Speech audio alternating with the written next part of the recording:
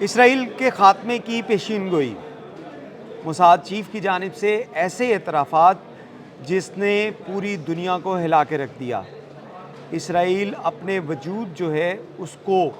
جو مزید چند سال تک برداشت کر پائے گا، اور اس کے بعد اندرونی حالات ہی ایسے پیدا ہوں گے جس کے بعد دنیا ہستی سے اسرائیل کا وجود ختم ہو جائے گا۔ یہ وہ ٹاپکس ہیں جس کے بارے میں آج ہم بات کریں گے۔ میرا نام ہے عرفان ملک اور آپ دیکھ رہے ہیں 24 نیوز کا digital plate form. Mossad chief اور اس کے ساتھ ساتھ انٹیلیجنس دیگر جو ایسی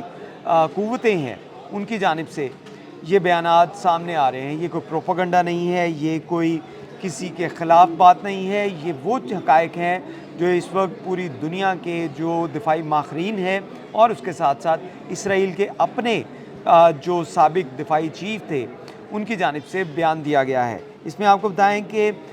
اسرائیل کے اندر اس وقت جو موجودہ صورتحال ہے، اسرائیل مکمل طور پہ جو تنہائی کا شکار ہو چکا ہے۔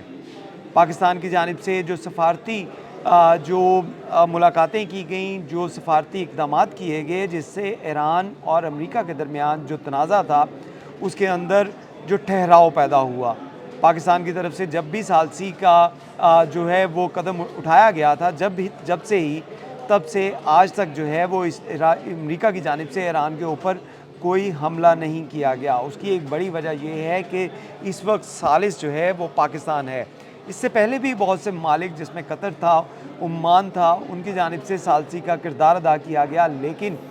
انہی ثالثی میٹنگز کے دوران ہی ان کے اوپر حملے ہوئے اور بہت سے ایرانی جو اہم رہنما تھے ان کو شہید کیا گیا امریکہ کی جانب سے۔ لیکن اب ایسا نہیں ہو سکتا، کیونکہ ایک ایٹمی پاور جو اس ثالثی کا کردار ادا کر رہی ہے اس کو قطر یا عمان سے کمپیریزن نہیں کیا جا سکتا، کیونکہ پاکستان اس وقت ثالثی کا کردار ادا کر رہا ہے۔ اور آپ دیکھ سکتے ہیں کہ پاکستان نے جب سے یہ ثالثی کا کردار ادا کیا ہے تب سے پوری دنیا اس بات کے اوپر متفق ہو چکی ہے کہ ایران اور امریکہ کے درمیان جلد از جلد کوئی نہ کوئی معاہدہ ہونے والا ہے۔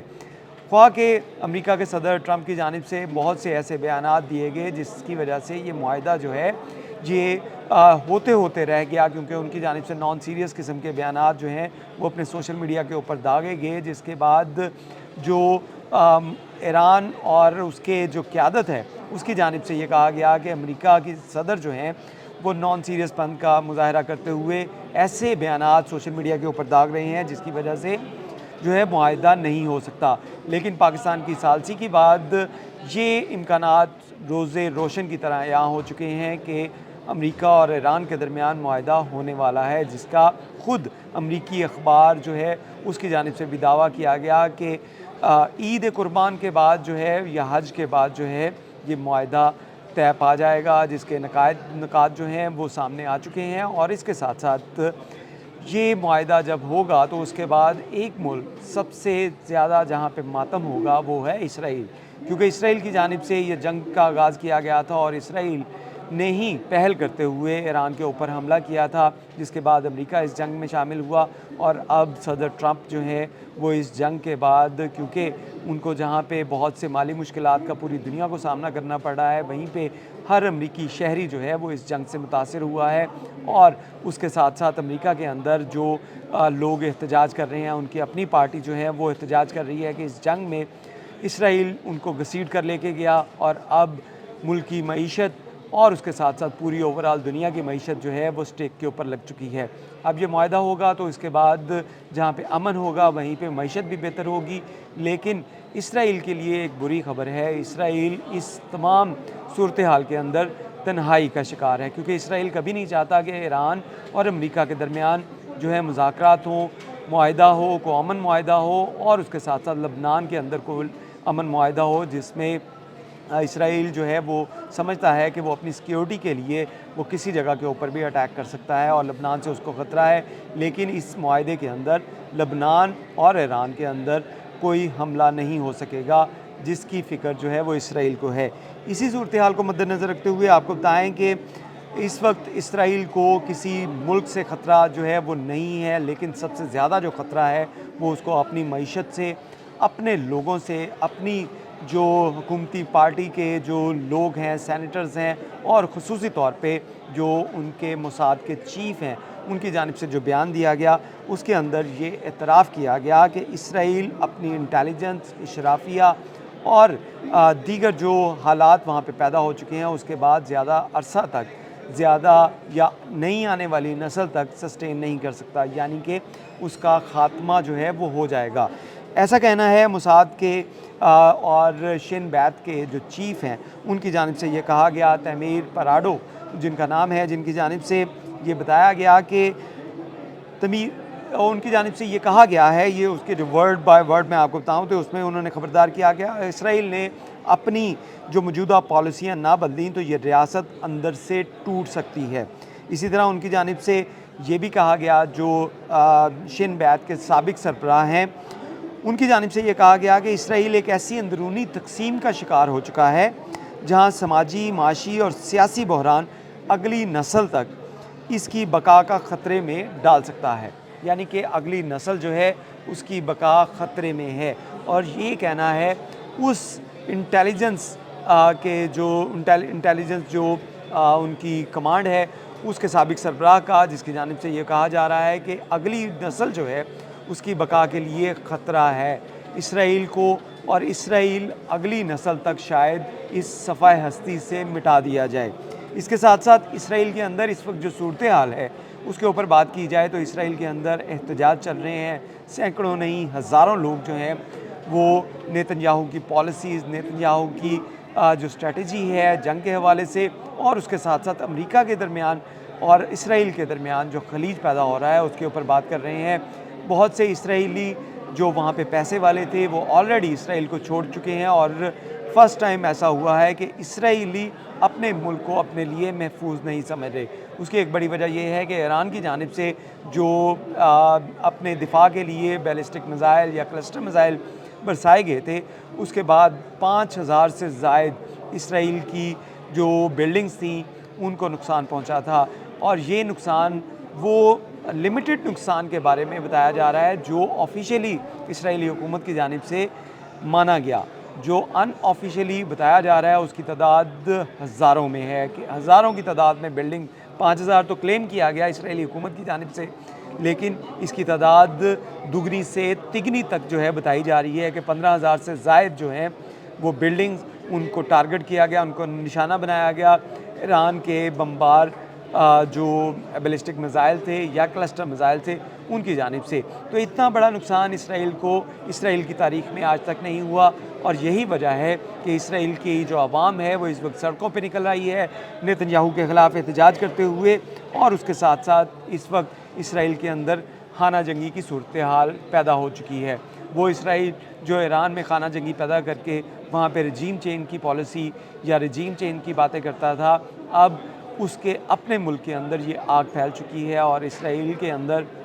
جو احتجاج چل رہے ہیں ان کو پوسٹ کر رہا ہے، ان کے بارے میں بات کر رہا ہے، وہ ہیں اسرائیل کے اپنے اخبارات، اسرائیل کے اپنے دفاعی تجزیہ نگار، اور ان کے اپنے ماہرین یہ کہہ رہے ہیں کہ اسرائیل اس وقت تاریخ کی سب سے زیادہ جو مشکل حالات سے گزر رہا ہے، کہ جہاں پہ اس کو اکنامکلی جو ڈیمیج کیا گیا، وہاں پہ اس کو جو ہے فزیکلی بھی ڈیمیج کیا گیا، وہاں پہ بلڈنگ کی تباہی ہوئی، لوگوں کی جانیں گئیں، اور اسرائیلی اس وقت اپنے آپ کو غیر محفوظ سمجھ رہے ہیں۔ اس کے ساتھ ساتھ اگر ہم بات کریں تو امریکہ اور ایران کے درمیان جو صلح ہونے جا رہی ہے، جو معاہدہ ہونے جا رہا ہے، اس کے بعد اسرائیل اکیلا جو ہے وہ رہ جائے گا پوری دنیا سے تنہا، کیونکہ جہاں پہ یورپ کی جانب سے بھی اسرائیل کے ایران کے اوپر حملوں کو غیر قانونی قرار دیا گیا تھا، وہیں پر عرب ممالک جو ہیں وہ بھی اس کے اوپر بات کر رہے ہیں، اور پوری دنیا کے جو حکمران ہیں ان کی جانب سے یہ بات کی گئی کہ اسرائیل جو ہے وہ جس طرح ایران کے اندر تباہی پھیلانا چاہ رہا ہے یا پھیلا رہا ہے، اسکول کے بچوں کو شہید کر رہا ہے، ان کی لیڈرشپ کو مارا جا رہا ہے، اور اس کے ساتھ ساتھ دیگر جو طریقوں کے ساتھ اس کو بالکل ایک کارنر پہ کرنا چاہ رہا تھا ایران، اس کے اوپر ایران کو کرنا چاہ رہے تھے، اس کے اوپر پوری دنیا بات کر رہی ہے۔ اور یہی وجہ ہے کہ اس وقت اسرائیل کی جو اپنی صورتحال وہی بن چکی ہے جو وہ کسی کی کرنا چاہ رہا تھا۔ تو اس کے اوپر جو دفاعی تجزیہ نگار ہیں اسرائیل کے اپنے اور پوری دنیا کے، وہ یہ بات کر رہے ہیں کہ اسرائیل کی اگر یہی پالیسیز رہیں، اسی طرح وہ جنگوں میں شامل رہا، اسی طرح اس کے ملک کے اندر لوگ چھوڑتے گئے، تو بہت جلد اسرائیل صفحہ ہستی سے مٹتا ہوا دکھائی دے رہا ہے۔ اور یہ چیزیں جو ہیں وہ اس بات کی عکاسی کرتی ہیں کہ کبھی بھی حکومتیں یا کوئی ممالک یا کوئی ریاست جو ہے وہ صرف فوجی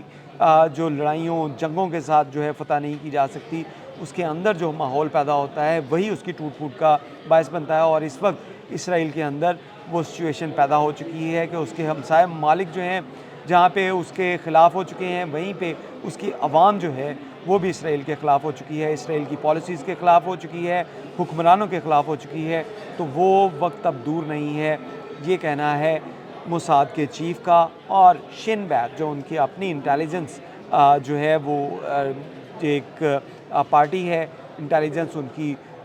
جو ہے وہ تنظیم ہے، اس کی جانب سے یہ کہا گیا ہے، ایجنسی ہے اس کی جانب سے یہ کہا گیا ہے کہ اگلی نسل کے بقا کے لیے یہ پالیسیز کافی خطرے کا باعث ہیں۔ تو یہ سب جو اس وقت سینیریو چل رہا ہے، اس میں ایران کو یہ بھی دفاعی تجزیہ نگاروں کی جانب سے کہا گیا ہے کہ ایران کی جانب سے یہ معاہدہ یا یہ صلح کے لیے جو اقدامات کیے جا رہے ہیں، اس میں وہ ٹائم ٹیکنگ جو ہے وہ کر رہا ہے، ٹائم لے کر وہ تمام اپنے میزائل انڈر گراؤنڈ جو سٹیز ہیں ان کو ری بلڈ کرے گا، اور اس کے بعد وہ دوبارہ تیار ہو کر اسرائیل کے اوپر اٹیک کر سکتا ہے۔ اس میں آپ کو یہ بھی بتاتے چلیں کہ ڈونلڈ ٹرمپ کی طرف سے ایک بیان آپ کو یاد ہوگا جس میں انہوں نے کہا تھا کہ اگر ایران کے پاس ایٹمی ہتھیار آ گیا تو سب سے پہلے وہ اسرائیل کو تباہ کرے گا۔ تو یہ بیان جو ہے اس سے پہلے کہ ایران اس کے اوپر ایٹمی حملہ کرے، اسرائیل کے اندر موجودہ جو صورتحال ہے وہ تمام جو لوگ جو احتجاج کر رہے ہیں، جو پالیسیز کے خلاف لڑ رہے ہیں یا اس ملک کو چھوڑ کے جا رہے ہیں، یہ بھی کسی ایٹم بم سے کم نہیں۔ وہاں پہ یہ ایٹم بم آلریڈی چل چکا ہے اور اسرائیل کی تباہی جو ہے وہ آئندہ چند سالوں میں آپ کے سامنے ہوگی۔ بہت شکریہ۔